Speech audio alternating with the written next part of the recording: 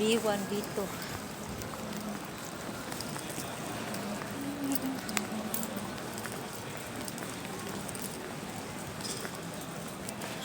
Sa airport na makabili man ng SIM, no, may nagbibenta doon ng SIM sa airport. Wala nag-spy na yung SIM ko sa Pinas. Pinas? Ha? Doon sa airport ka sa loob, meron na. Kaya makatawag ba, makatext. Ano ka, di na ka maghagog baktas.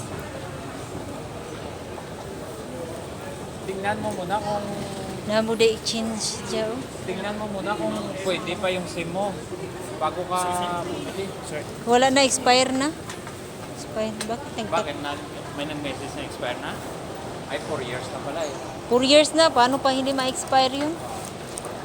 Nagdaga namang uban, mahadlok ng mabiyaan. Yan, lagan. Dagan dong. Meron palang money changer dito sa loob ng iba.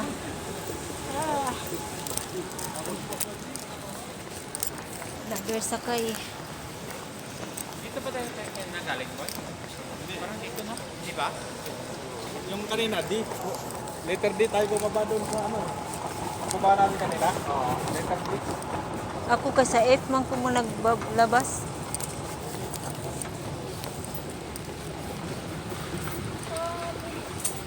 Naghinlo na sila. Wow. Dulong-dulo pa pala to. Mahaba-haba oh. Layo kayo?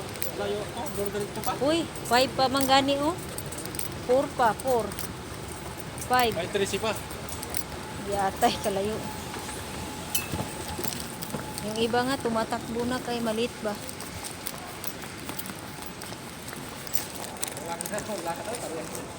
Ha? Mas mabilis pa yung lakad kaysa sa ano.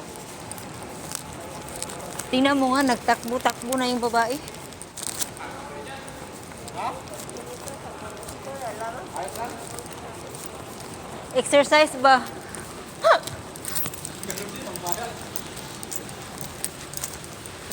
Delikado kung makusog oy kay basig malipong ba.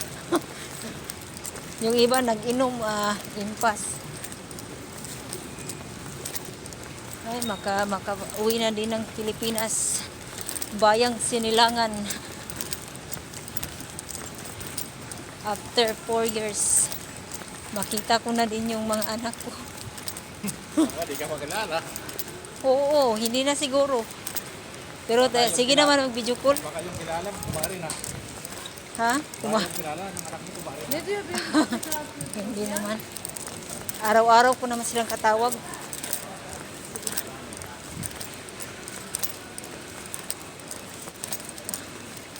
Hastang mahala, uy. Sa kalibo na siguro na ba?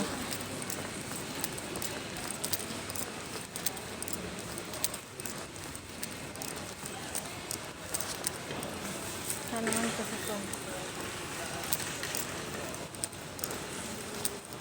Siguro nag-akala na yung mga tatlo ba na naiwan na ako kay hinahanap siguro saan ayun nawala na. Hala, nakuha na akong stone ba?